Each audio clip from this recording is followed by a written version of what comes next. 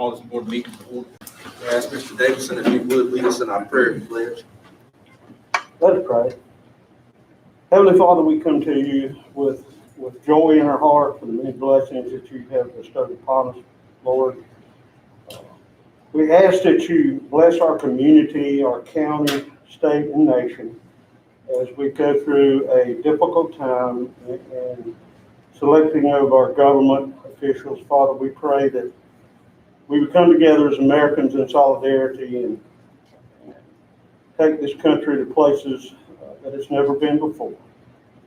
Father, we pray for the victims of this disease, COVID-19. Father, we have many here in Wayne County, close personal friends who are battling this disease, Father. We just ask you to be the great physician, Father, and touch them, and that they may recover and continue their life with their family and loved ones.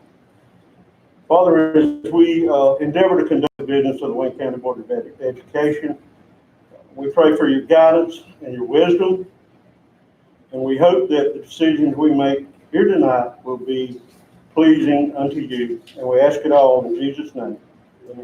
Amen. Amen.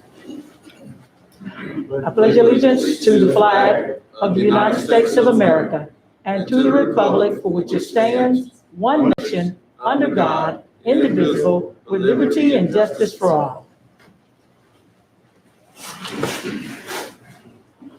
Motion to adopt the agenda. So moved. Audio in mode. Second. Moved to second. Mr. Ellis? Yes, ma'am. Mr. Davidson? Yes, ma'am. Mr. Daniel? Yes, ma'am. Bluetooth is waiting for Yes, connection. ma'am. Motion to approve the minutes from October 27th. So moved. Second. Moved to second. Mr. Ellis? Yes, ma'am. Mr. Davidson? Yes, ma'am. Mr. Daniel? Yes, ma'am. Mr. McKinney? Yes, ma'am.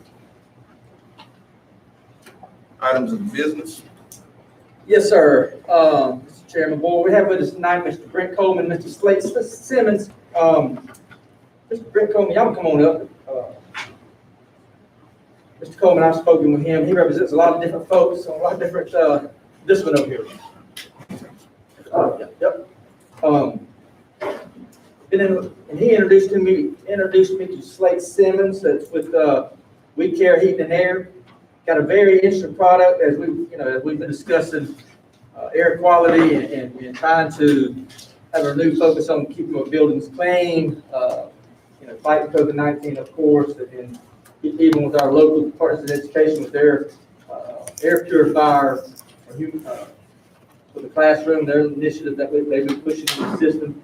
The research that came out of that really piqued my interest in really looking at the research that correlates between, the reduction of student absences, teacher absences, and some of the things that this product and something like it does. I think this is a little bit newer type, but I'll be quiet since I'm not the expert on this. Brent? Well, good evening, and thank you, Dr. Brenton, and thank you all first and foremost for your service to the community and education. I'm married to a teacher. I'm in schools every day, and I know sometimes that can be thankless. So truly, thank you all for your service. As Dr. Brenton mentioned, I represent EcoVasive here in Georgia School District. The great thing about EcoVasive, one of the great things, is they've been around for about 5 years. It's not a company that just popped up because of the crisis and the pandemic. For years, they've been going into schools and spraying schools for virus control with electrostatic sprayers. It provides surface protection, and actually when the solution lands on the surface, it forms a bond, and there are billions and billions of little microscopic spheres that form in the surface. When the virus lands on it, physically kills it. It's really great technology. We've been in literally probably 300 schools in Georgia. We've treated thousands and thousands of buses across the state. But what about airborne viruses? I had COVID myself about 3 weeks ago.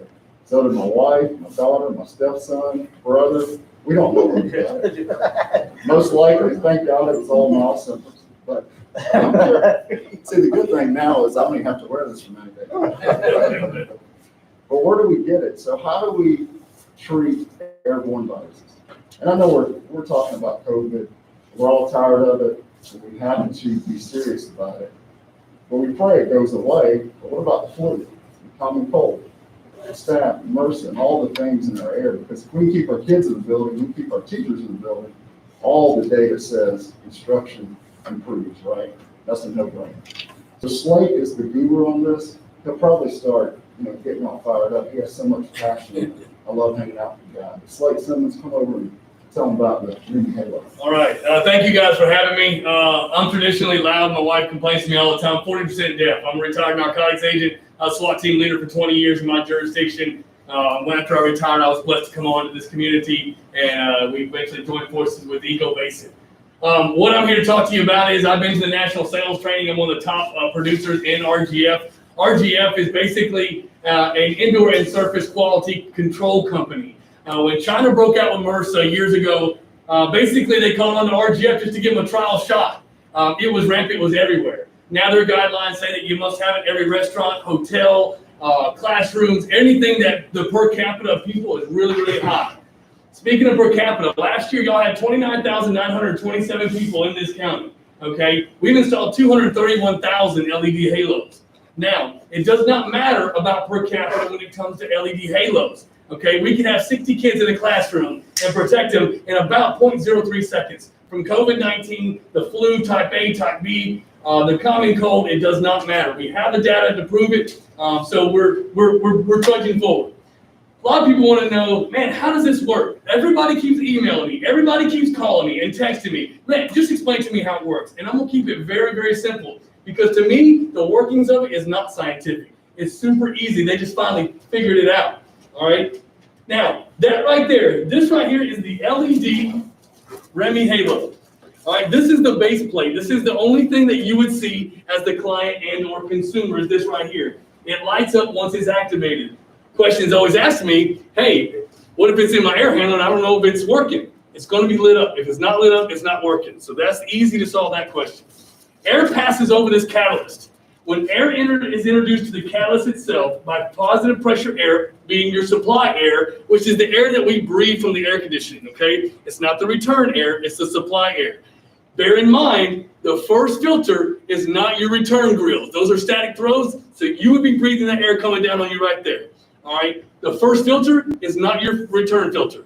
It's your lungs. So make sure you understand that first and foremost, because it is so deeply important. Yes, I am extremely passionate about this, guys. Yes, I've sold about 17,000 of them, and I'm proud of that, but I'm more proud of that fact that I know I'm going to bed at night and I'm going to sleep well. Here's how this works. If we put it into your supply, which you have a static throw grill here, so we're going to say we have an air handler somewhere in this, and I'm looking at the duct design right now with your return in the back, so I'm thinking the air handler's probably got some type of plenum on it. Plenum is a metal box that's attached to the end of the air handler. That's all it is, whether it's insulated or not. That's where static pressure is built up. And supply air is supposed to be built at a 0.1 static pressure. What we know it as is velocity, okay? So I want to keep that air moving at all times. Sometimes when you start seeing moisture rings, that's because air's moving too slow. But we take this device and we put it inside the plenum. That is the start of the supply air that each and every single one of the faculty and the children breathe. All right, bear in mind real quick, 15% better attendance rate for students and faculty with the Remy LED Halo. 15% over a year. That's pretty remarkable. Nobody else can stand on that. Now, positive pressure goes over the catalyst. As soon as it receives it, it releases hydrogen peroxide throughout everything. Now, some people say, oh, it's hydrogen peroxide. Yes, it kills everything. It's 3%. It's 97% water that's distributed by the Remy LED Halo, okay?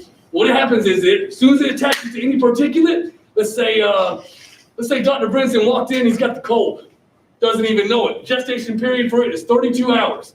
He goes, he coughs on a couple things, it gets sucked into the return air, goes into the supply, and then hits the young lady in the back.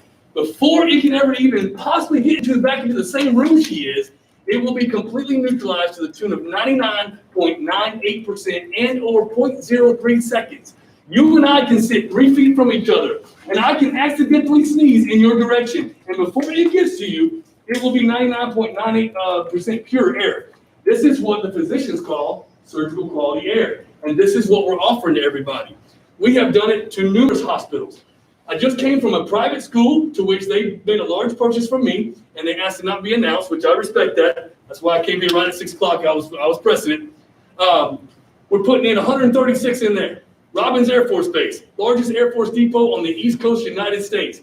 Every single building, every single fire department, Navison Health Hospital, which they're about to be bought out by another company. They're in there because the state, the minimum requirement is you have to have something like this and or congruent. Nobody else has data that we all care about as far as the COVID-19. Well, we do, okay? Make no mistake about it. This company stands on it. RGF is out of West Palm Beach. It's all American made. It's all manufactured. They used to get their metal up until May 1st from China. They do not anymore. I visited the factory that they just built prior to it being finished, and that's where they were going to start having their own metals, conforming stamps, and all that stuff to be able to put everything together so they can honestly testify, hey, we're all American made, we're all American assembled. It's something to be proud of in my personal opinion, okay? Now, I want you to understand this. These are the Remy LED halos. Oftentimes in your schools, like the one that got sent to me, has 98 board units. That's what this is. Some people's agenda is about money. Mine is not. I'm not going to sit there and try to put 98 of these in your board unit. Will it work? Absolutely will. Will it be overkill and it will produce the same results as this will? Absolutely. This is about a third of the price. The reason I'm here is we are making the big push to the end of the year. Listen, I believe in being transparent. My job is I own 2 companies right now, but I also sell RGF products. If I wasn't as passionate about it and alive about it, I can bring up my little son right now, Augie. He's 11 years old. We can go to FaceTime. The reason we have it is simply because the dude has got allergies. I swear, he must be allergic to everything, okay? He has albuterol treatments twice a week. Well, if you know anything about albuterol and physiology, it jacks up your blood pressure and your pulse rate. And that's not something I want to succumb my 11-year-old to. Plus, it dilates his pupils, all right? I don't like it. I put one in my house. We actually have a package unit, a 5-ton package unit. He hadn't had an albuterol treatment since. He also hasn't missed any days of school itself. I'm testifying to you guys, okay, that it does in fact kill COVID-19. Flu type A, flu type B. It goes into your supply air, which is forced positive pressure air. There's no way we can avoid it. Everybody does have the same supply. They may not have the same return, but everybody's got supply air because we all have heating and air as far as down in the southern states, okay? So remember, there's a metal box that hangs off the end of an air handler and or depending, it's situational dependent, the application. Sometimes some of y'all have rooftop package units, which you have a blower wheel inside of it. We're gonna put it just past it. I want the air to be treated right after the blower, if you will, into the supply air because I can't afford to miss any purified air and if he goes home and contaminates his family. I can testify that if that gentleman right here stays in this school and he gets in his car and he goes straight home to his family, guess what? He will not have the properties of COVID-19 or the flu or any common cold, MRSA, South Georgia, pollen, things of that nature. In about 0.03 seconds is the termination of those pollutants and viruses and whatnot. Listen, guys, I know I'm loud and I am passionate about it, but I believe with my heart and I believe with my mind. I've prayed about this, okay? I don't know if it's okay to talk about it in here, but I'm assuming it is because the gentleman led us with prayer. But I'm telling you right now, I don't want you to get left out. I'm going to 4 of the counties, probably 3. I'm leaving the 4th one tomorrow. I want people to be included. I don't want you to be left out. I am trying to help you out on pricing and whatnot. I understand everybody's under a budget crunch. I have no idea what kind of money you get state, federally, any grants. That's not me. I don't know it. But if I can help you out, I will. Okay? Ron Fink is the owner of this company in West Palm Beach. He's a guy I can pick up the phone and call. He's worth probably, $200-300 million. He's the single owner. He started out with 3 people. He sits in his office every day.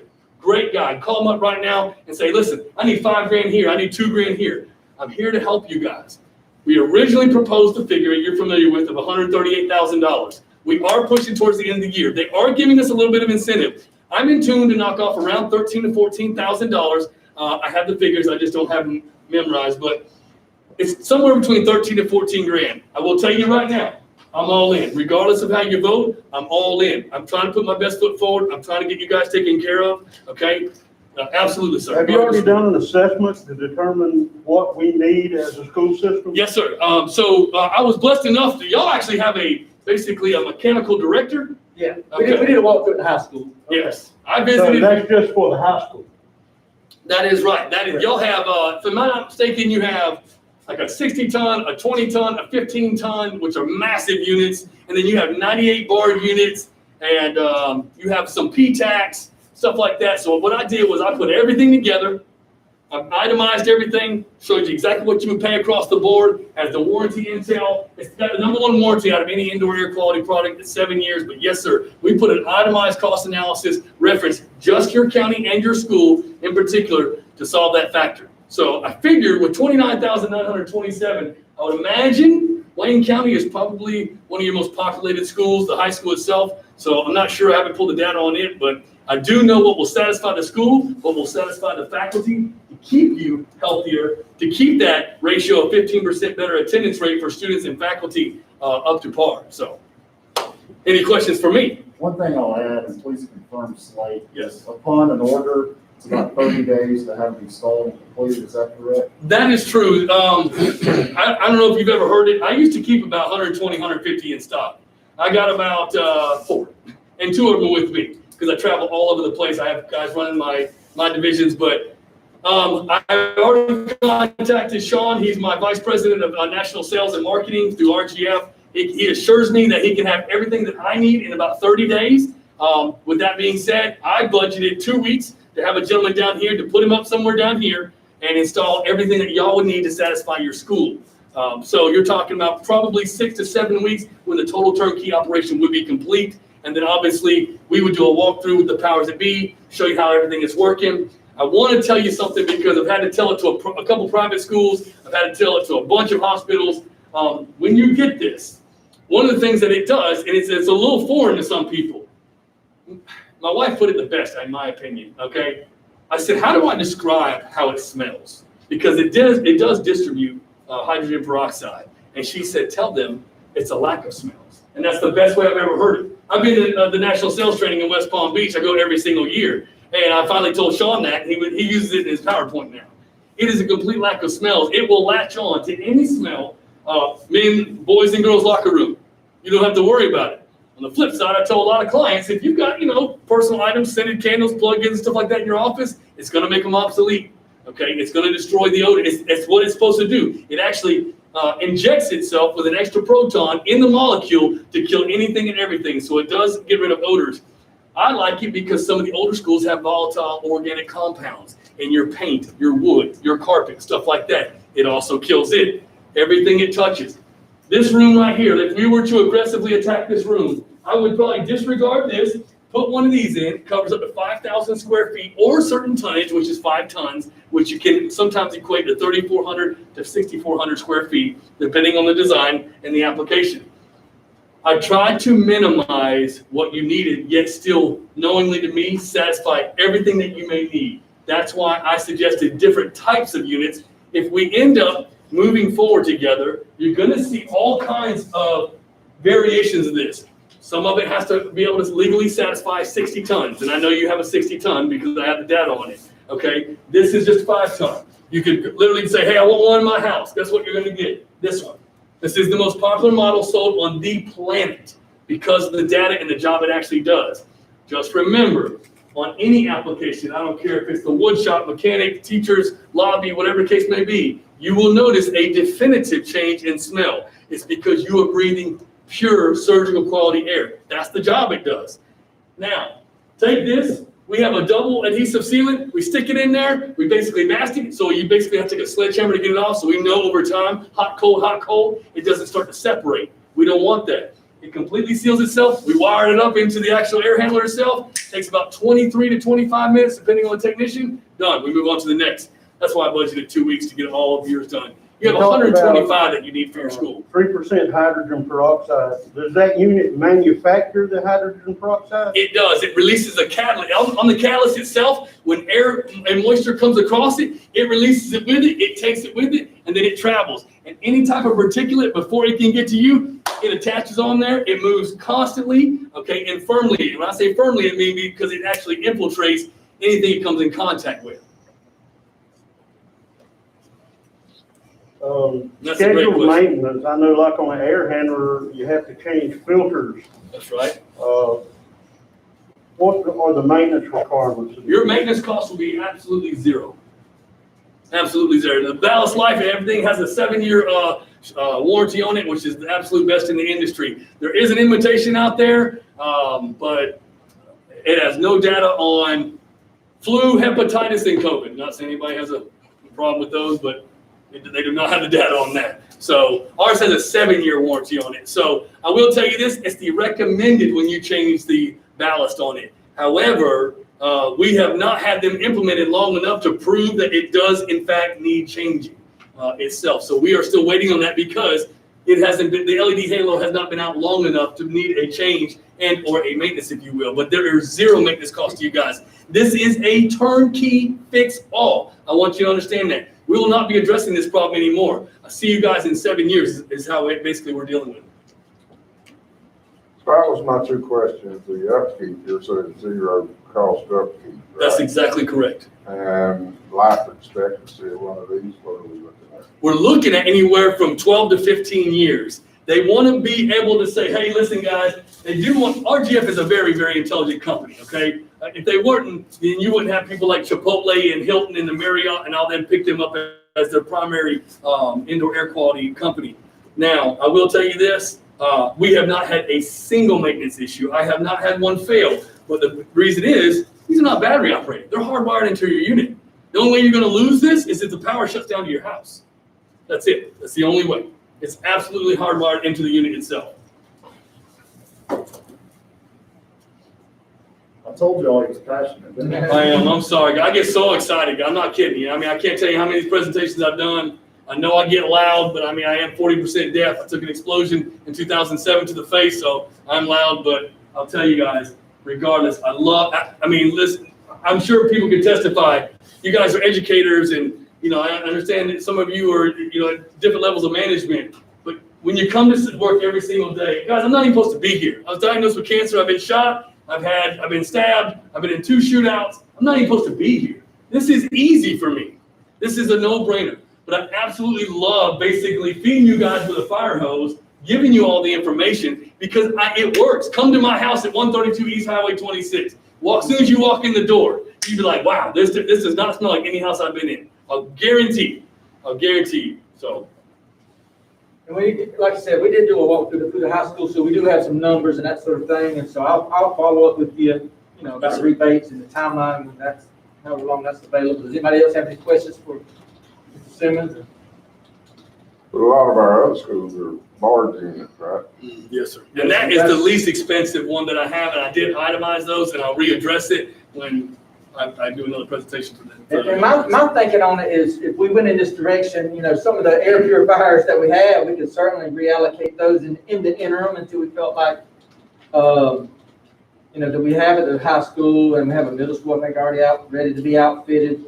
We can move those around, and again, we get air quality control across all 8 schools or as many as we can. Just for the high school, again, 1,500 students. 100 staff there every single day. We got basketball season starting next week, I think. And that place, as you know, never closes like another house.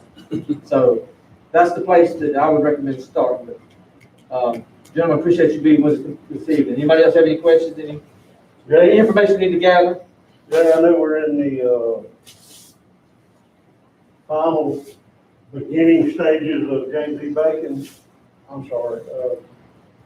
The new school remodel. That's right. Okay. Thank you. Is this something that we could put in the specs of that new construction? Very easily. Very easily. I already have a construction group that's contacted me. They're wanting to contract us for 38 schools, and they want us in the construction phase. So when you gentlemen and ladies take control of your facility from day one, it's already working.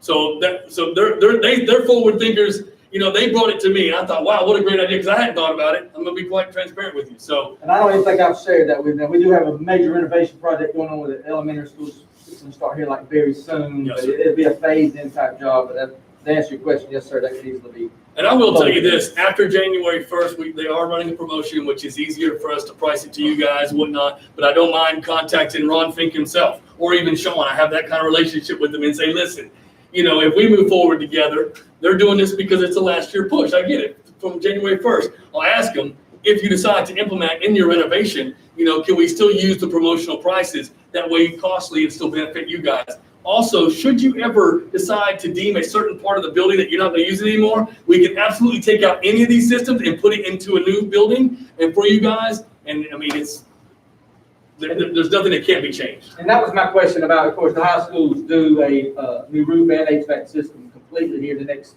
2 to 3 years. And that can easily be moved from the old system to the new system. Absolutely. Yes, sir. All right? Thank you all. Thank you, gentlemen. Appreciate your time. Y'all have a Travel blessed safe. evening. Yes, sir. I'll talk to you soon.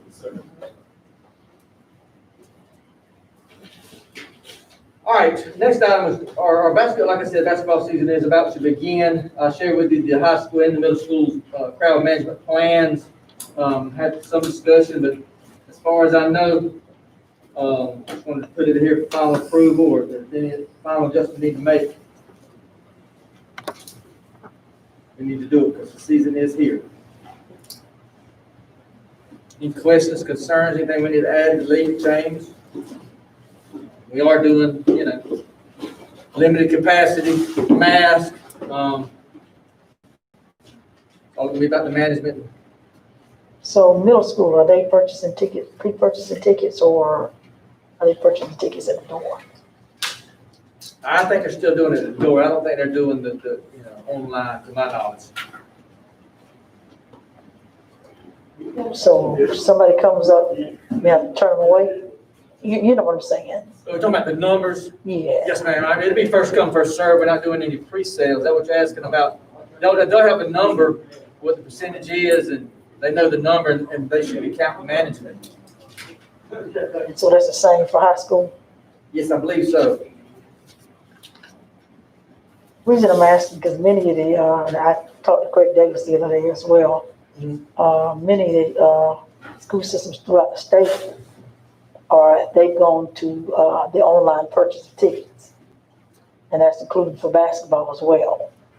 And they've limited the numbers to like 50% of, capacity of the facilities.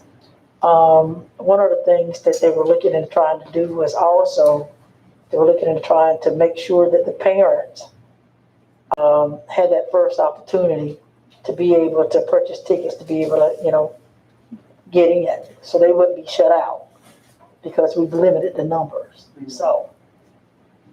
Okay.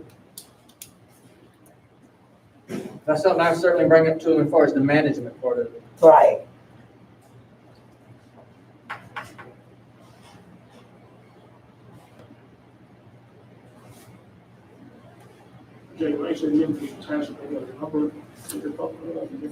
High school have 25%, 500 in attendance. 25%, 2,500 in attendance. Maximum is what it says. 500, right? 500. In the high school. Middle schools are 190. I'm sorry, I didn't mean to interrupt you, but if we had one of these air purifier units, would that change that parameter of? No, sir, I don't think so. Okay, that's I, you know, a state guideline or Georgia High School Session? No, I did just, nothing fully mitigates direct exposure. Follow what I'm saying? Even though we have the air quality, Okay. the distancing part of being close and the mask. I mean, we just add another layer with that type of thing. Certainly helps. Do not spread the germ before it gets to the air conditioner. Yeah. So the 25%, does that include the athletes, or The who? does that include the athletes, or is that 25% just for spectators? It says seating capacity. So that's not talking about. No, that's just the bleachers. Okay. I was just trying to make sure I was Yeah. reading it right. 190 spectators, that's correct. Okay. And all the players will be spread out. High school's gonna be able to do a little better job of that, but middle school's going to have to work out a little bit more. They're a little tighter. Very. High school shouldn't be a problem at all. All right, I'll check on the tickets and the management of that, and parents get the priority. Anything else?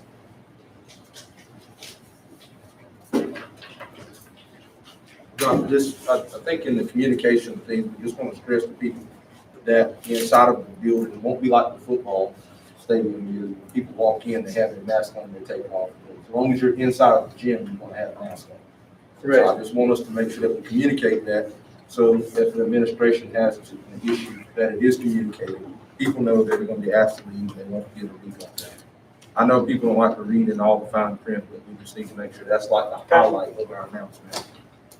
We'll look for some extra efforts. Masks must be worn at all times in the building.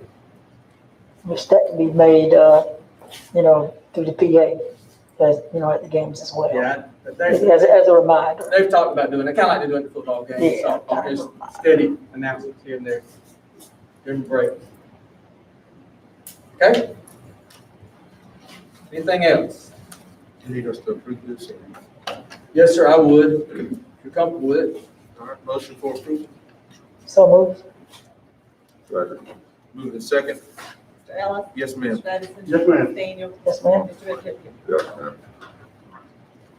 All right, next up, I asked Dr. McDaniel and Ms. Denny, I'm gonna let her chime in too as well, just to share some information that was embargoed up until this morning in regards to graduation rates for the state of Georgia as well as Wayne County High School. Dr. Denny, you wanna take this over?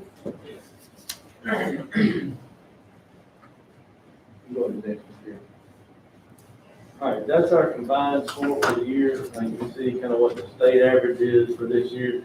We're about 10, almost 10 points above the state average. So we're really excited about that number. We're really excited about the results that we got and the hard work that went into getting us to where we are at that point. I don't know if you can be able to see it, maybe if you look back there, you might see it a little better, but just some data points to look at. If you look at our 4-year graduation rate, it did decrease by 1.4 percentage points, dropped from 93.75 to 92.35, and that's got a lot to do with the number of kids we had in our cohort when we started 4 years ago.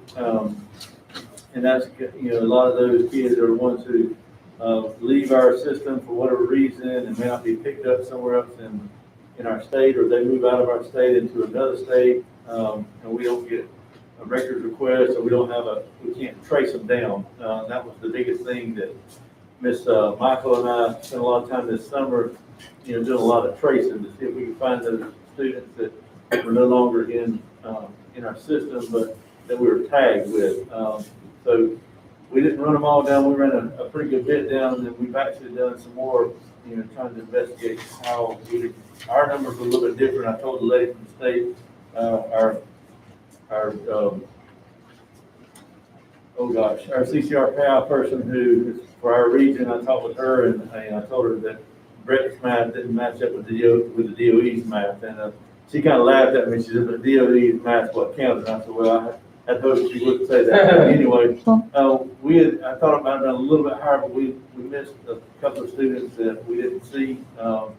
We tried to chase them, but we just couldn't find where they had enrolled in another school somewhere. A few of them may have gone out of the country, but that happens. But we're really proud of what we did, especially with the last 9 weeks of the school semester being all virtual. Our teachers bent over backwards, broke the school in and out, trying to get lessons created, send stuff out on, social media, however they can get. And I know one teacher even had a cooler sitting out in front of the school with her name on it, so the kids would come out at any point and pick up a packet out of that cooler and put packets back in so that she would be able to grade it. A lot of teachers bent over backwards, went a long way to try to help kids. Couldn't thank them more for the job that they did. Also had to brag on our administration a little bit and our secretarial pool. Secretarial pool came on Fridays and ran off packets for all the teachers and had them ready to go Tuesday for pickup. Our luncheon ladies were out there, and some of our faculty even volunteered for lunch pickup and dropping off packets. So we had 2 stations pick up lunch, and drive up to the student parking lot and pick up the packets and drop off packets. We had a lot of people that had a lot of hands in this graduation rate. So I applaud all of our staff for the job they've done. Sent an email to them this afternoon, so how proud of them I was. It takes a village, and I know that starts in pre-K and kindergarten, and we're just kind of the culminating piece when they get to us, but, it looks great for the high school, but it's really the Wayne County school system that gets them to that point. So, all the teachers that had a hand in those kids' future, from the time they started school to the time they walked across that stage in July, they're to be commended for the job that they did. Back up just a second, sorry. One other data point or two that I want you to look at is our 4-year graduation rate from last year was 93.75, but if you kind of look diagonally down to the school year or the 5-year graduation rate, we did increase that to 94.63. We had some kids who didn't quite hit the finish line last year, or the year before, but we were able to graduate this year. So that increased our number. So if you're really looking at data points, we went from 93.75, but there was the ones that we didn't get last year, we got this year. So we were able to move across the finish line. That increased our number to 94.63. So we're really proud of that number. And again, if you look apples to apples at 91.38 to 94.63, we increased our 5-year graduation rate by over 3%. So a lot of great things going on in our system, and I think a lot of it has to do with the direction of our board, our superintendent, and dealing with our curriculum. We've made a lot of strides in the last few years I've been here, trying to target a lot of these kids and trying to help them be successful. And I think it's showing up, as we continue to move through the years at high school. All right, Ms. This is, if you like me, a little more visual. You can see the breakdown, but you can look at every year we've been above the state average. You can look at our, last year we were at 93% was our combined score. This year we're at 93.45 or 93.5, whatever you will call it. But, again, those numbers grow, and that's what we're looking for, is to continue growth of those numbers. We'll say that, the 10 points was a good marker for us. The growth from the state average to where we're at, we always want to be well above the state average, and anything above 90. When I talk to our state analyst, our state teacher, our person, she assured me anything above 90. If we make anything above 90, that's a great number. So we're really proud of that. I did look briefly this afternoon before I came over here at kind of where we landed in our recent district. I think we're around number 7 or 8. The only thing is that we, even though we're 7 or 8, we're proud of it. We're not content with where we're at. So we're going to continue to work hard to grow that number. Pandemic or no pandemic, where our teachers are, in there with their sleeves rolled up every day and working hard to get those students across the finish line. So we're really, again, excited about the things that go in our school, and excited about the number of kids that we can put across the stage in May. So at graduation. So anyway, that's just a visual representation of the previous slide. Ms. Sharon, you want to give us one more? All right, these are some of Ms. Denny asked me to kind of give you some updates on the things that we do to continue the trend. Dr. Gordon gives us a lot amount of money for our Title I budget. We are utilizing some of our Title I budgets we've restructured this year, put in some Saturday school opportunities for our seniors. We'll work seniors down to all the way down to freshmen with our virtual kids, trying to get them in the building to catch them up. I know that you all know as well as I do, some students are not as productive as they thought they would be sitting at home, but we're going to get them. I can assure you, we put this opportunity in place. Dr. Tootle is kind of heading that up. She's done it in the past, just in the spring when our seniors get close. We have a few that need a little extra push. She's there on Saturdays and taking her own time to show up on Saturdays to get those kids across the finish line. So she does a great job with that program. But we're backing it up this year, even to the fall. So we're doing fall and semester this year, for Saturday school. We do credit repair and credit recovery. Credit repair is 60. The kid makes between a 60 and a 70. We give them a shortened edition of a course, kind of like a summer school course, to enable them to get the points they need to get to a 70. And then the credit recovery is a little more intensive. Takes them a little longer because the average is a little bit lower. But again, it's interventions to help students, and that's what we're here for, is to help students. They're not as successful as they need to be. we're trying to find ways, creative ways to be helpful and to help them, get across the finish line, get those credits they need. And the last thing is our Check and Connect. Ms. Johnson does a really good job. She works hard to stay behind the kids that she works with daily. She checks in on them. If you're at school, you can see her out and about. She's sitting, at a bench somewhere at a table and having conversations. She pulls them in her office and talks with them as well. But she's a constant encourager, and she stays behind them to make sure those grades are completed and gets a good bit done with students that are struggling, and targets those kids so that, that she can intervene and help. And she and Dr. Tudor work closely together to connect with kids and try to get them to graduation as well. Anybody got any questions on any of that? I know it's kind of quick, but I'm not quite as fired up as the last man was. But I'm pretty passionate about what I do and about what we do at the high school. I can talk about graduation rate all day long.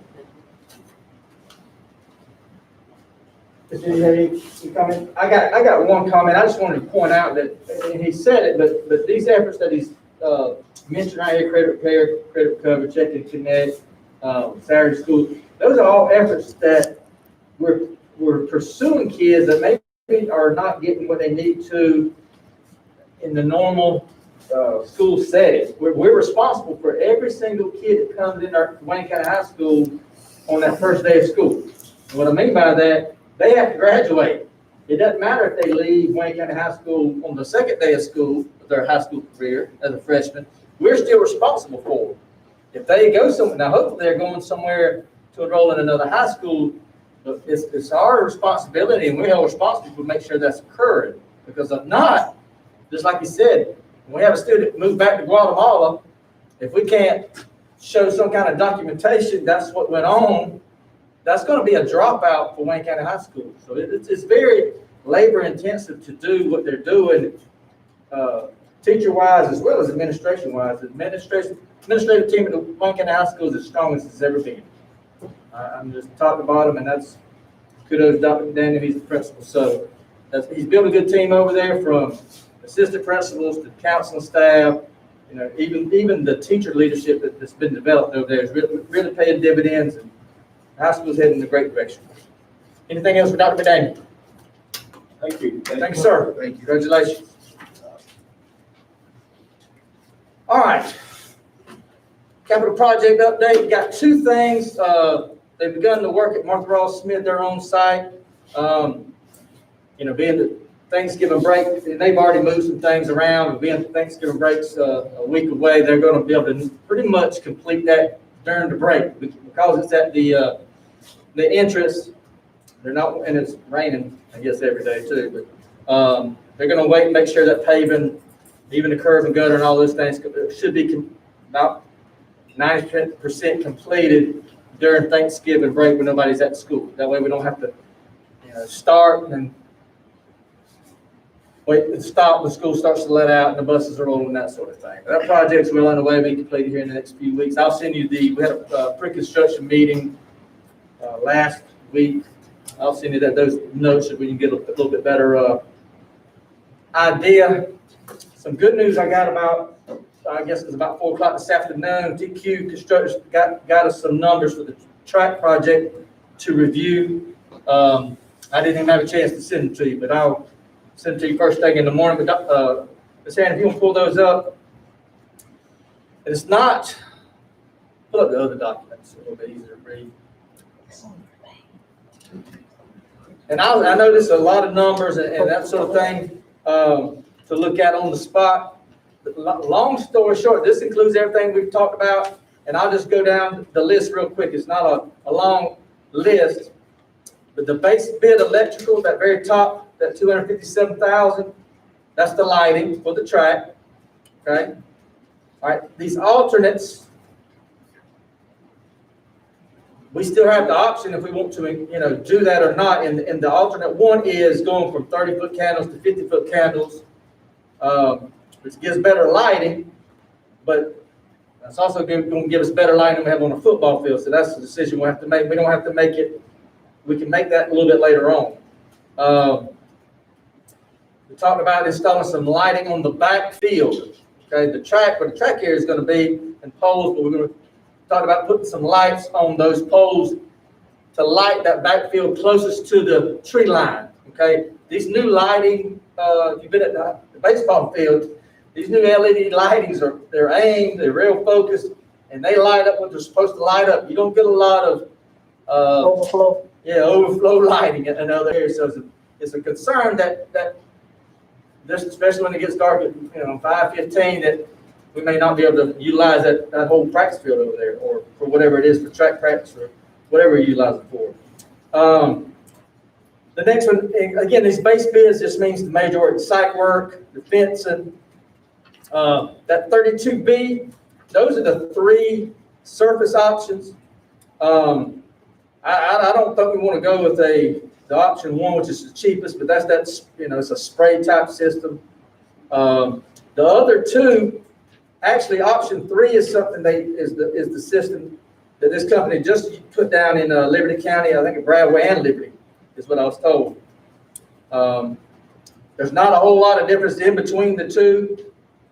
The sets, of course, option 1's a little bit more expensive, and then it's a full pour system. Option 3, there's layers is the difference I was told, and that's being simplistic. The $98,692, that's simply the landscaping, the sod, getting the grass back, everything back, sprinklers are down, all those types of things. Also, we have to have a new well out there. The well we have now is deficient. It doesn't push the sprinklers that we have. So putting a whole nother well down that will also not only serve the track area for that grass, but also will serve the new practice football fields that we're going to have to build. All right, and I'll get to that in just a second.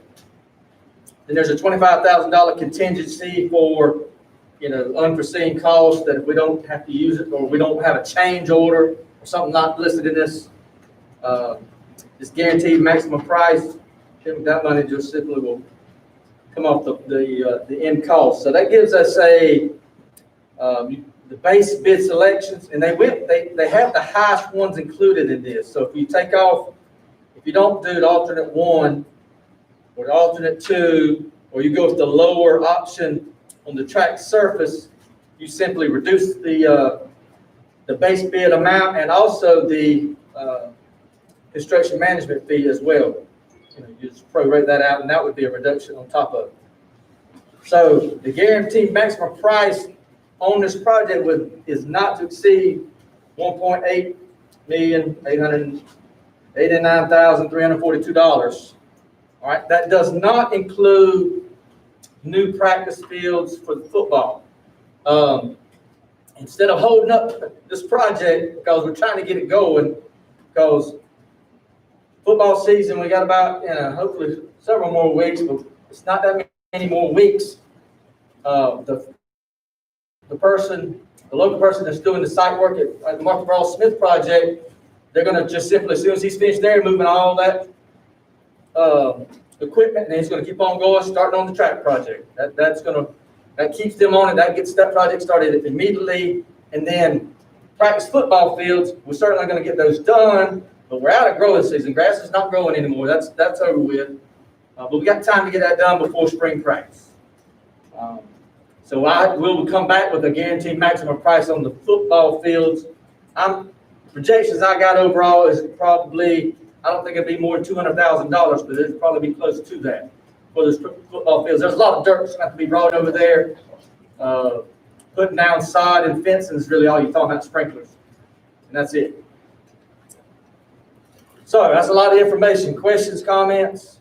Jay, are we not going to put in a bleacher complex for the new track? We talked about portable bleachers, but no permanent bleachers are included in this bid. Do we have? We certainly can. Do we have portable bleachers? We have some. The school system. Yes, sir. We have some, and we move around during different seasons, that sort of thing. On the track surface, Yes, ma'am. which these are different names, of course, than what we had when we first started looking at this. What are the warranties on these different surfaces? Because based on before they put it down, and again, that's at the end, so we still got plenty of time to choose which one, you know, I don't know. I don't have the information with me tonight. But they'll have warranties. Okay. I would like to get,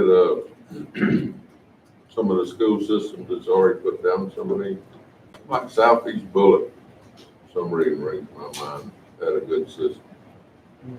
Possibly look at some of us going and looking at some of it. Coach, how long has Southeast Bullock had their, new track? You know how many years it's been? Less than 10, It's less than 10, but, so it's got some wear on it. but like Dr. Bruce, I know Coach Davis at Bradwell just put a new track. in Yeah, it Bradwell. just got poured. Yeah, that'd be a nice one to look at. I was Well, told the reason that, why I was asking about the Southeast Bullet, like you were saying, I was looking at, durability. Right, Yeah, yeah. One at Bradwell hadn't been down 3 weeks. that's right. Yeah. Coach Ward, excuse me, I forgot you met when we met with Dr. Buckley and you had a recommendation for a track. It was Southeast Bullets. It was Southeast Bullet, okay. So is that the same type of surface you think? Yeah, Okay. So we'll be able to see it new and then see it right. as it has been used. So of those three options, which one? I can't even read them from here, but, Probably option What two, Coach because Davis you're had saying at option Bradwell. three, so Yeah. you think Dr. Brinson, is that what I See heard? which one, The difference see which between one the he's two- got. Right. the information I was given is basically that looks, and I don't know about the durability part, but looks and how it feels and how it runs and that sort of thing, you really can't tell the difference. The difference is the way it's put down and the way it's made is the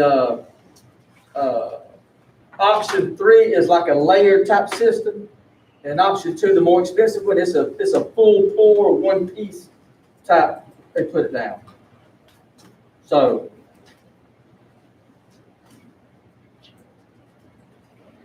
I But like But Just just in my thinking mind. out loud, if it was layered, would that be easier to repair? Probably sounds like it. You just take that top layer. That's what I was thinking, maybe. Can you do a little research, go forward? Find a couple of systems around. What kind of timeline are we looking at, Dr. Brenton, on making a decision? they're waiting on us to accept the base bid selections. And what I mean by that is everything that says base bid, you still have option on you have option on the surface, okay? You have options on those 2 alternates up there, basically, and basically that's it. Everything else is included, so that 1.889, that's the highest it could be, but you still have, just because you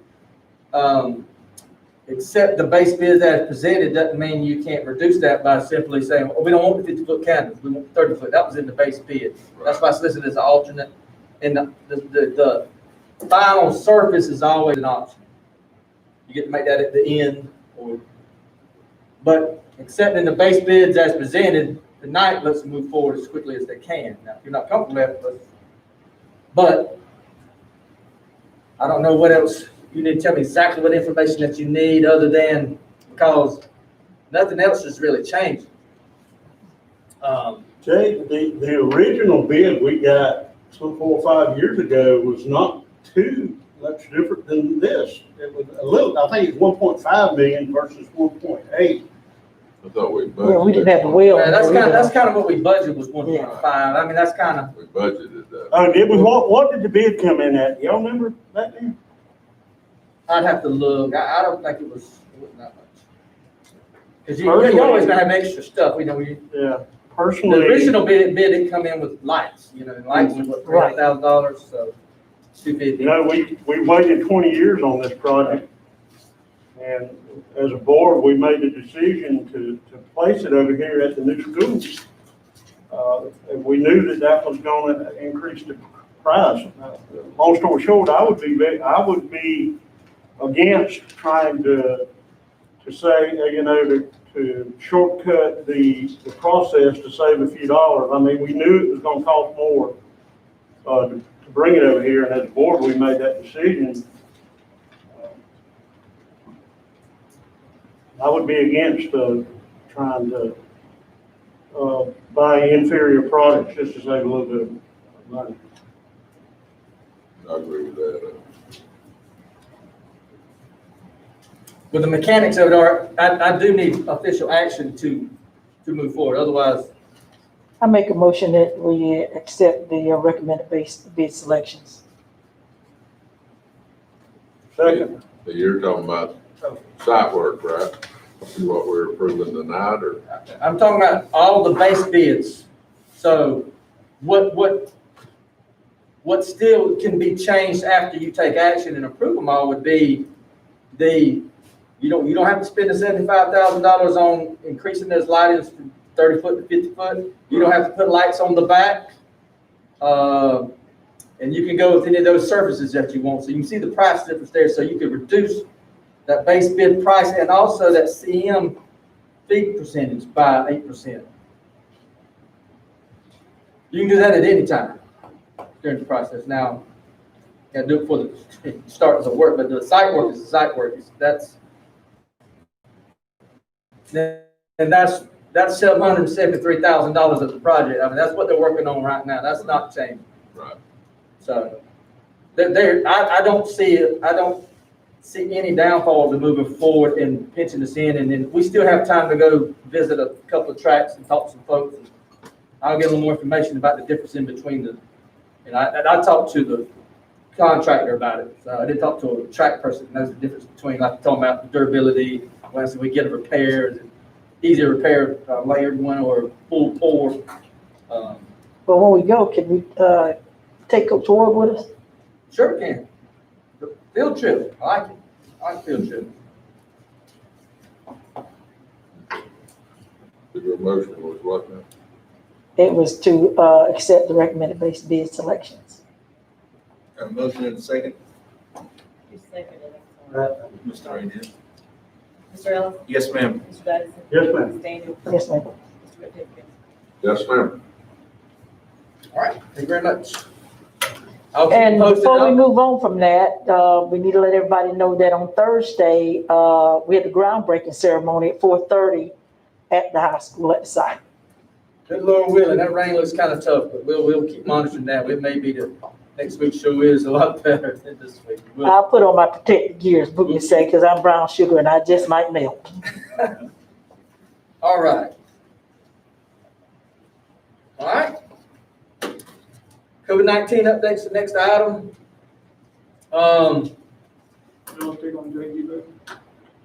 They're still designing. That's some design issues. They're working on it. Soon and very soon, hopefully. Thanks for asking.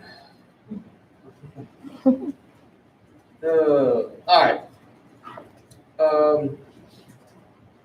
COVID-19, last week was really a little bit better than the week before. We're trending in a pretty good direction. We did have to shut down one class, unfortunately. That's why you see them quarantine numbers went up a little bit when you quarantine the whole class. That's 23 of our, whatever it is, 31, I'm sorry, that quarantine. But in the last really 9 days, we've not had more than 7 cases in the whole county. I'm talking about the county now. We had in the 9 days we had 3 days where we had 0 in the county. So of course that correlates with what's going on in the system. If you haven't been in the county, you're not going to have any in the system. So those numbers are down a little bit. We're continuing to monitor and do what we need to do. I know there's upticks around, and but we're not seeing anything. The biggest fear I have or concern I have is where we start seeing cases at every school or something that's related, and it's popping at every school. As long as we can identify it, and our folks are doing a good job communicating to us. I mean, we're finding out, the people are letting us know about their positive results or possible exposures and those types of things before the health department's reporting it to us. I mean, it's, you know, so that's a good thing. So that's helping us get in front of it. So when we got a situation where we may have possible positives and we quarantine everybody for 14 days or however many days we need to, you know, it doesn't affect the rest of the schools, the rest of the systems. But questions for me? Only question I have going forward, and I appreciate you making a clarification about everything. As you know, we had some false information that had been floating around about the contingency for us moving forward after Thanksgiving. And as we know that at this time, we are going along as we have been doing because the numbers are not indicating that we need to shut anything down. Not at all, not at all. And I know that narrative's out there, but I mean, the holidays are the holidays, and we're going forward. Our numbers are a lot better than they were in September. Right. And we worked through that, and we're going to continue doing the things that we need to do. If we need to take more or stronger mitigation factors and shut down a grade level or even a school, hopefully that, you know, we can do that. That's easily done. I mean, we're ready to go virtual anytime we need to for a period of time. That's not, you know, it would take a couple of, depending on the situation. I give everybody the lawyer response. What are you going? Well, it depends. It all depends on the situation. But you know, it wouldn't take us but a day or two really to make a full virtual transition as far as getting out devices and getting hotspots activated and all those types of things for a large group. You know. So basically, we're being proactive. I think we are. Yeah. I mean, I don't see the positive. You know, when I look at the nut, when you got 5,000 students right now and 800 employees, almost 6,000 people, and you look at the last 5 weeks, the total number of individual positives last week was 7, the week before that was 11, the week before that was 8, the week before that was 5, and the week before that was 1. All right, that's almost 6,000 people in our system, school system. And that's the numbers of confirmed positive. Now, we've quarantined a bunch of people, but most of the time we've been able to quarantine, and the vast majority of those quarantined people, they don't turn out to be positive, which is okay. I hate to miss school, or we had to do some virtual type things, or a teacher had to use their COVID leave. You know, that's not a good thing, but we're going to err on the side of being cautious. But those are the facts. And so when we only got 1, 5, 8, 7 positives in our school system, that's a whole lot of people. We can still be at school working and caring for kids and get the job done. So we're monitored every day, I promise. I got one question, and I'm sorry I should have asked this before. Let's say somewhere down the line this thing pops off, and but we still want to stay in person, kind of like we did in September, August, September.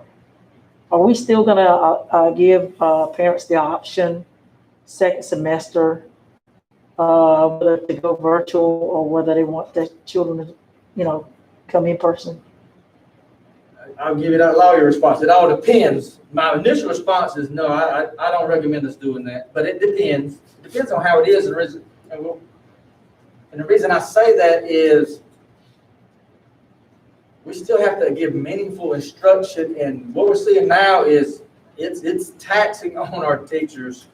I'm talking about the individual running those 2 school systems, the middle and high school. I mean, elementary schools, you know, we only have 10% of them still virtual. Mm-hmm. Middle and high, it's starting to tell on them. It's just hard for them to do. I mean, you know, they're teaching both. They're teaching in person and virtual, even though the class sizes are reduced. The sheer planning of delivering that instruction is tough. But at the end of the day, we'll do what we have to do.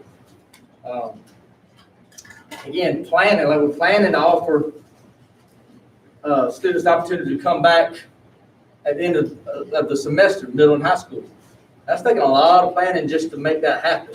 The elementary folks, I commend Ms. Denny and all those teachers, instruction coaches, and our, you know, everybody in administration in pulling that off. It's tough to bring back 250 kids, all right, I know you've been gone for 9 weeks, but all right, you're here tomorrow. And you got a teacher in your classroom, and meanwhile, we're still taking care of the virtual kids. It's tough.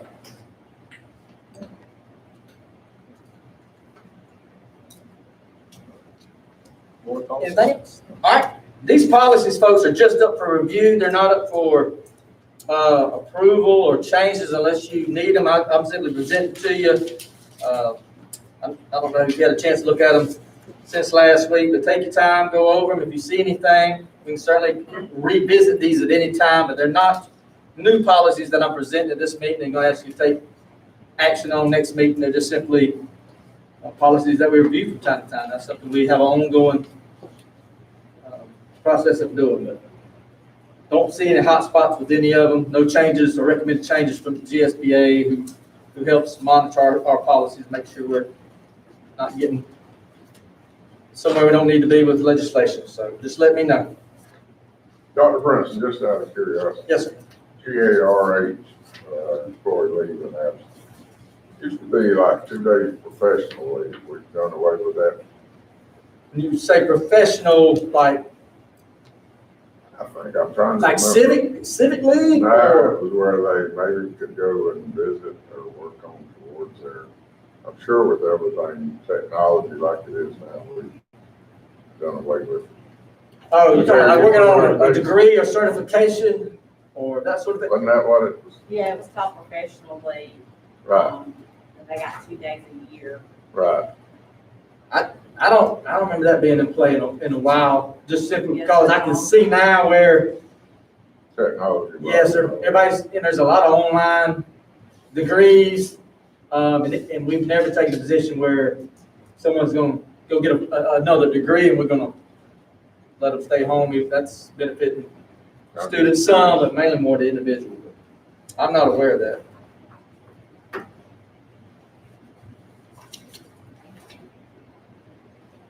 All right, any other questions on that? If not, I'm gonna turn it over to Coach Cribb, and I know Coach Ward's here too, working on these athletic budgets. That's definitely been a challenge. But I've asked them to kind of come and share with you where they are. Or finishing up the year with basically no spring and starting this year. So, Y'all hear me okay? yes, sir.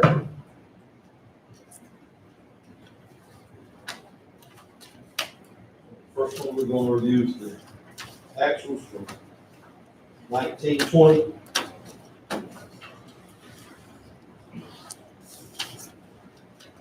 It has been a tough year. Unlike any I've ever seen.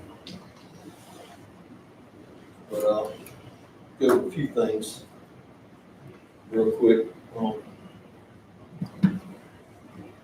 The thing that hurt us the most was when we had to shut down in early winter, and we lost our spring sport revenue.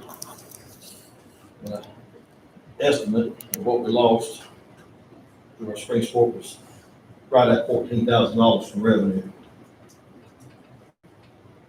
The other thing we lost was our only general fund fundraiser of our annual sport physicals, which was estimated a revenue of about $12,000 for a total of almost $26,000.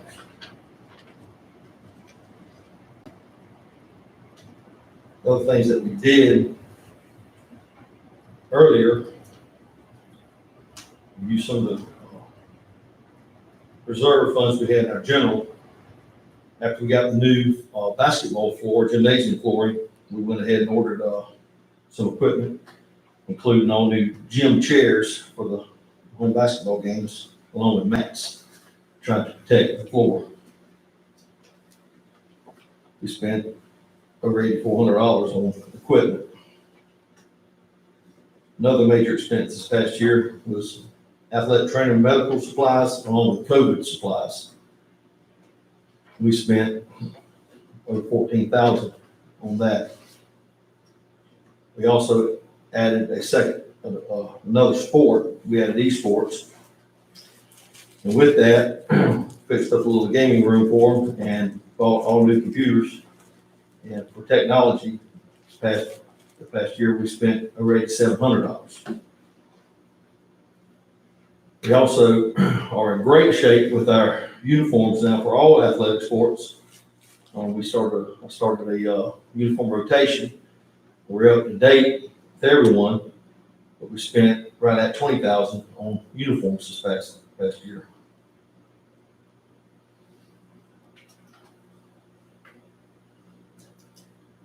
That being said, we dipped into our reserve before the pandemic hit.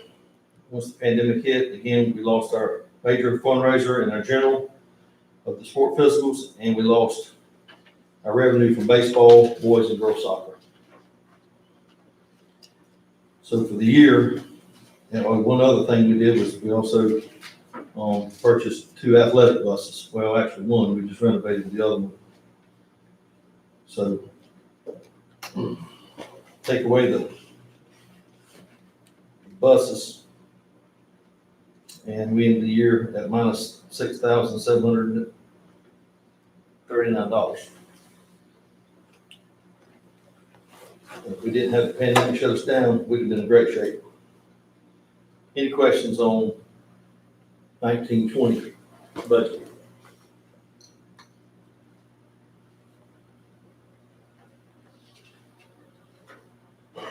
We'll reiterate, we were in great shape for the simple fact of 1819, we end up in a positive revenue of over $87,000, and 1718 over $67,000. We have 2 major projects, one being the renovation of the weight room, and the other one being the 2 athletic buses. Moving forward for the 2021 budget, to try to meet the budget, our zero-based budget, I reduced the budget at the high school at $26,750. $20,000 of that being cut from the football budget. Coach, do you have, I'm sorry. Go ahead. Do you have a number that you started, I don't even know if you could do it, I can't remember. Started this fiscal year, like July 1st or June 30th, or is Yes, it even possible to do that? yes. Summer and all that kind of stuff. At the 100 balance, general fund, as of August 1st, 2020, we were at $89,977. Okay, thank you.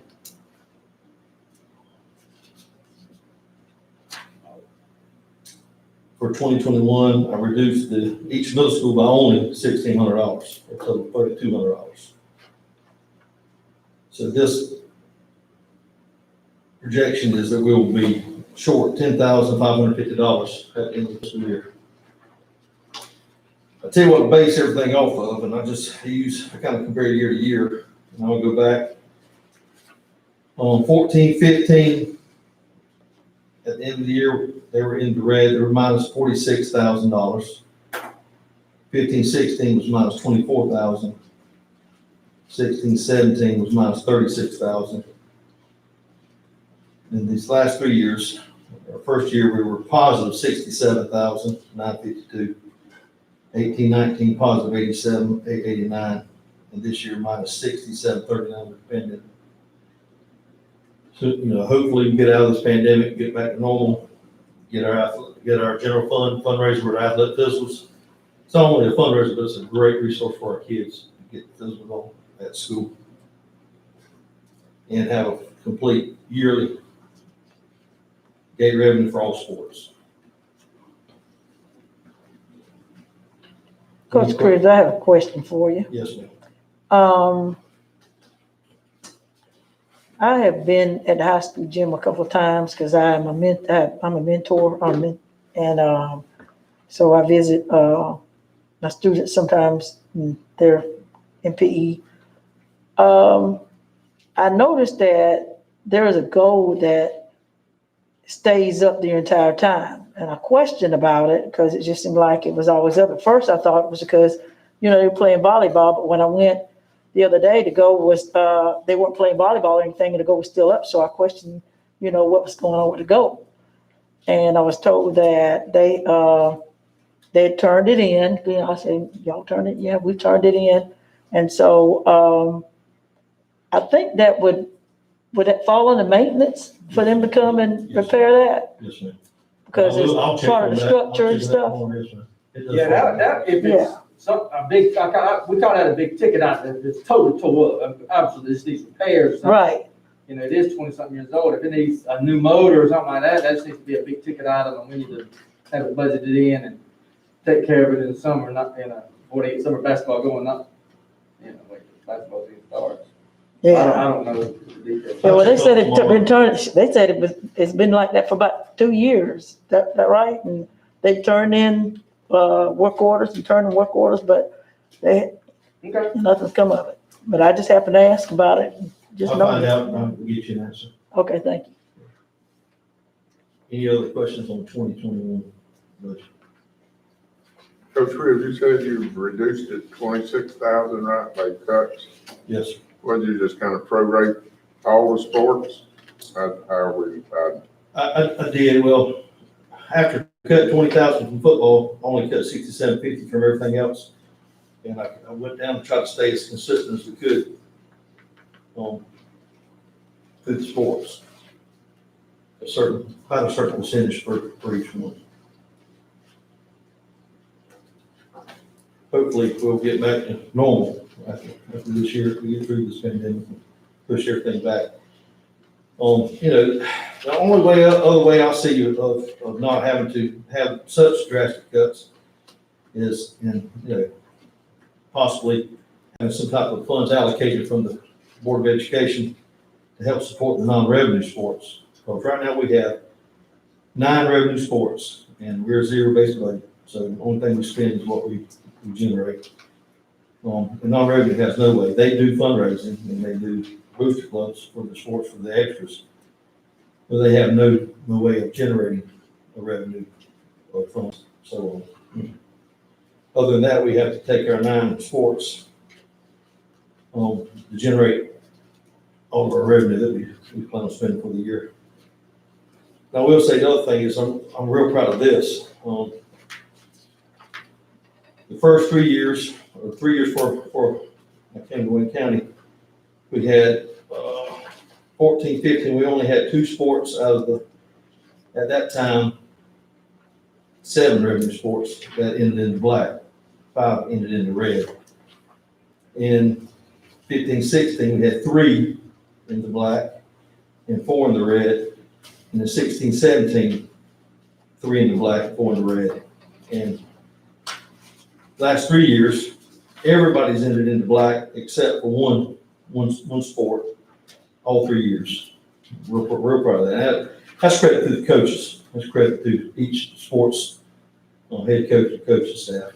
So they've done a really, really good job with promoting their sport. What is the legality in the board actually being able to assist with? It gets tough. It gets, You yeah. gotta get real creative and look at big ticket items, and it's not instructional related, you're real limited what you can do. You just can't. Coach Cribb, if you remember, Anything. the first year you came here, we were in a budget crisis. Yes. And that, I don't know, we were $30,000 or $40,000 in the red. And one thing you did that spring was you ran a all sports golf tournament where football players, baseball players, volleyball players, they were all out there working at the country club and generating money that you turned right around and you re-injected it into the athletic program, distributed among the different sports. I know that requires an extra effort on your guys, talking about your coaches and your players and all, but that might be something that we could consider as, It is. We let the golf team pretty much take the tournament over next okay. year to help them Right. have a way to generate some funds, help pay for some of the tournaments. I just wanted to point out that, when you first got here, we were in a budget crisis and we worked through that, so we'll survive this one too. I'll commend the coaches though. They understand where we're at, what we're doing, and they've done a really good job promoting their sport and they take pride in finishing in the black, and not only finishing in the black, but helping provide for the non-revenue sports and also helping provide for the general fund, because we do spend money to the general fund, but no way to generate other than the sport physical fundraiser, and at the end of the year it rolls over into the general fund. So they've done a really good job with that. I guess, Dr. Benson, when we decided to do that weight room project, because Coach Greer brought this up, what did we allocate from the board to go towards that weight room? I can answer that question. I do not recall. Okay, so, BOE contribution has set aside $48,000 for the purchase of an athletic bus, and we had not used that money, and the board gave permission to transfer that money over to put towards the weight room. 48,000. BOE put in 48,000, Touchdown Club put in 25,000, and athletics paid $74,078.76. Total project of $147,078.76. So the buses then came out of your budget. What's the status on those? They're up and running. Everybody's using them. We've got about 45,000 into them, to about somewhere around $250,000 worth of transportation. Next question. We've only got one home game left. I was just curious in this pandemic, you never see how bad that's affected the money for coming into home football. It has affected us. Not as badly as I was anticipating. I was worried, but it's going to depend on Ware County Gate. But that's the last regular season game, playoffs. It's different monies. But I projected us to finish at 70,000, which is way down. First year we were at 118,000. Second year we were at 131,000. Last year we had some severe weather. We ended up at around 83,000. So this year I projected 70,000 and hoping to hit that goal. So we're not way down, but we're down some, which is our major revenue source.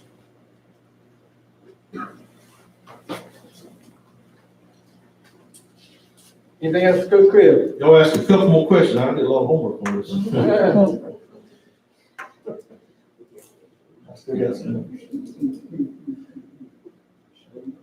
The things I'm most proud of though is how hard the coaches work together across the whole board. I'm proud of the athletic uniform system we have in place, so everybody's being taken care of and it's not coming out of anybody's budget. It's out of the general. I am proud of the buses that we helped put into the fleet. The technology, we're really in good shape technology-wise. And of course, Coach White, our medical trainer, our athletic trainer, our medical supplies, and then our gym looks great. We really appreciate the new floor. Gym chairs looks first class, and the renovation of the gym. So I feel like we're in great shape right now, especially sitting in the middle of the pandemic. But appreciate all the support. You know, you're interested in athletics for our kids and their facilities. Thank you, Coach. Thank y'all. Thank you. All right, last up, Mr. Aldridge has the July financial report ready to go.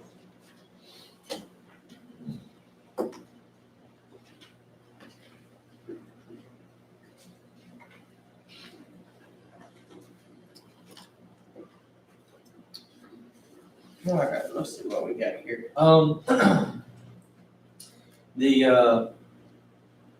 The July bank balance in the operating account was $2.1 $2,181,660.78 July 31st. And the savings account still had the $10,187,011.71.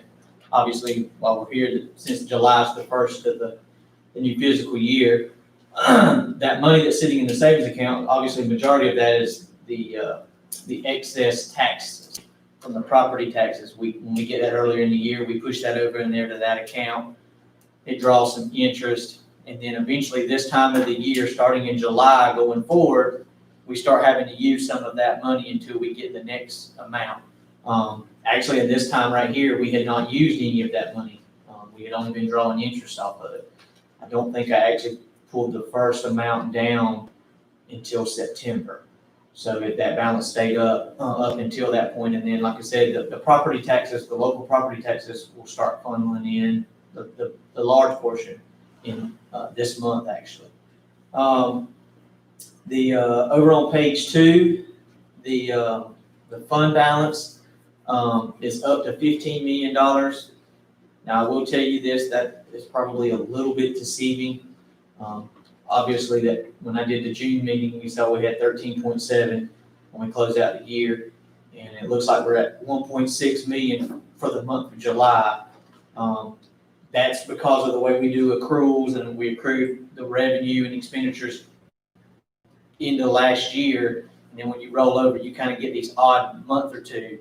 By the time we get to September's financial statement, we will start seeing where the budget adjustments coming in, where we're getting the budget cut from the state, where we've got all that money we've been spending, of course, being back in school and school being back up and running and that kind of stuff. I just want to give you the heads up. I know that number looks fantastic, and I'm not gonna lie and say I'm not proud of it, but in September's when I get that to you in the next meeting or two, it won't look that way. I promise. We will start seeing the reason we had all those budget discussions back earlier in the other fiscal year.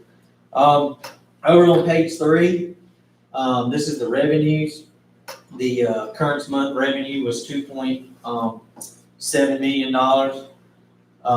for the month, and obviously that's the year-to-date amount because July is the first month in this fiscal year. And then on pages 4 through 9, you will see the expenditures, and actually page 9 will be where the actual expenditures are. We're at, looks like $1,041,348.81.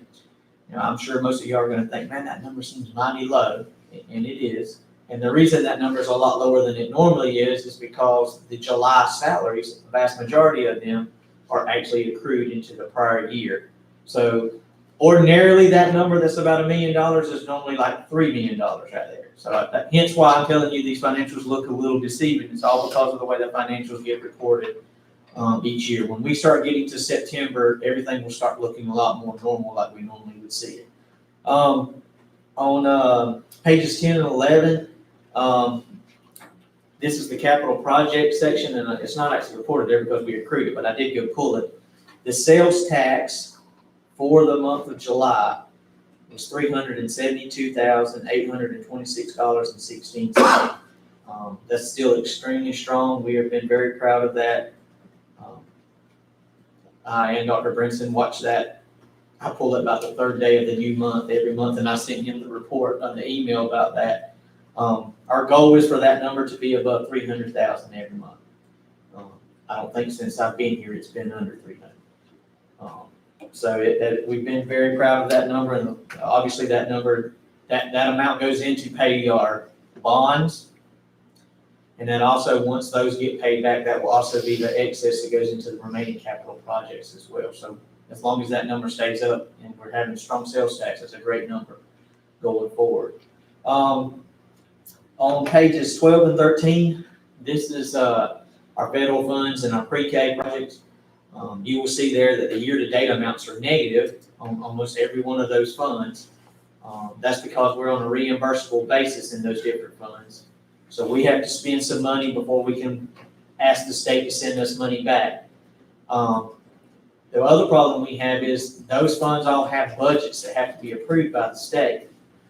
Well, they won't let us draw money until that budget's approved. So for the months of July and August and probably September, till those budgets become officially approved, we're spending money, but we couldn't draw on them yet. We've got them all approved now. In fact, I just started drawing on some money, so as we start drawing it, those will start to balance out. They will never get back to zero until we get to next June though.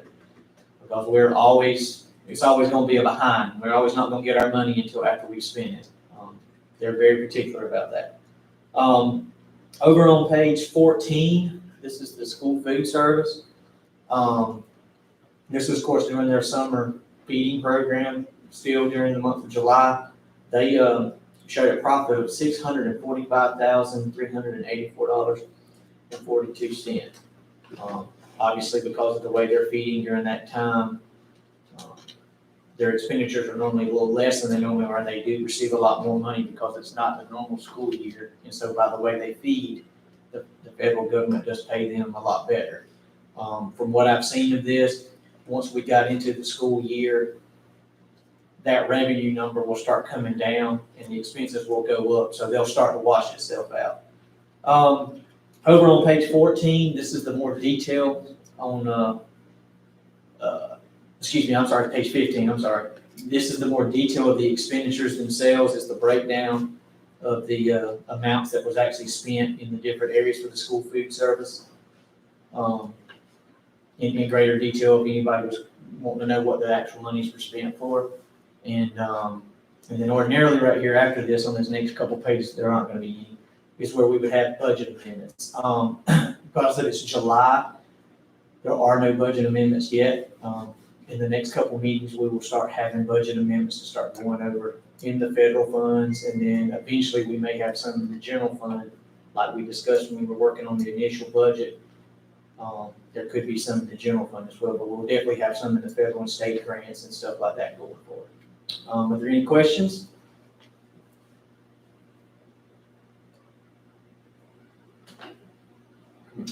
All right, motion for approval? So move. Second. Moving second. Sarah, Yes, ma'am. Dennison. Yes, ma'am. Daniel, Yes, ma'am. Mr. Tipton. Yes, ma'am. Thank you, folks.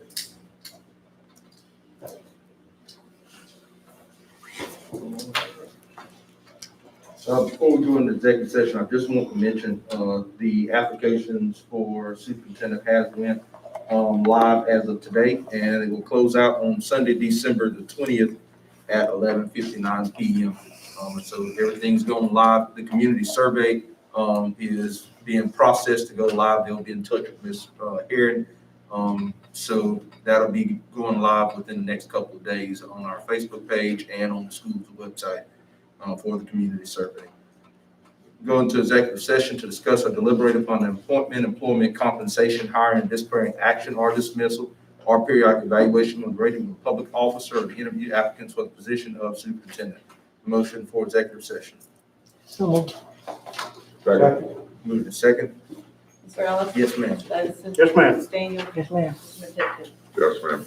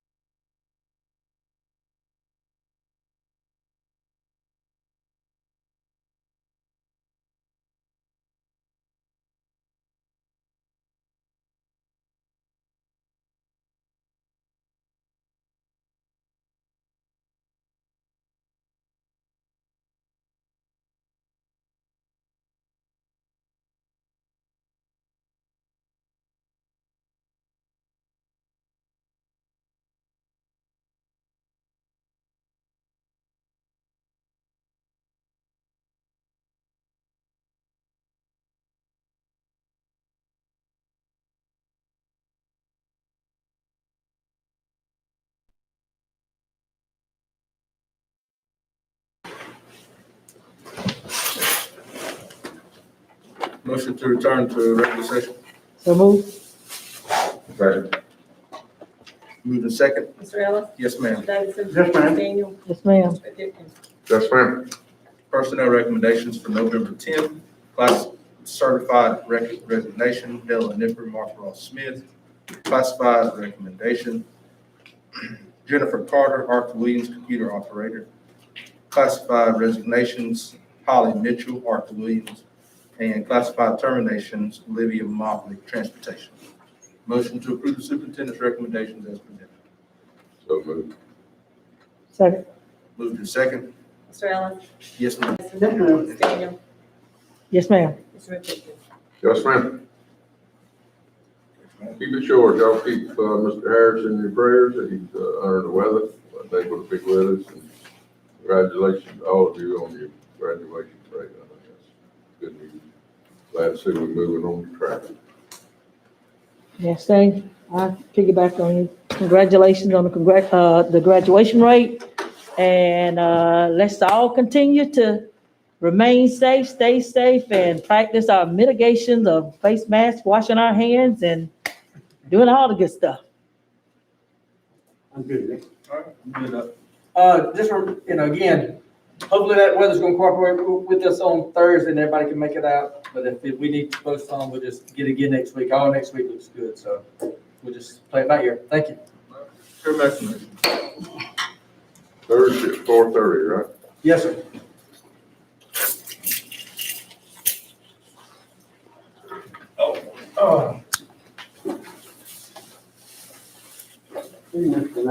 So, See you, gentlemen. All right.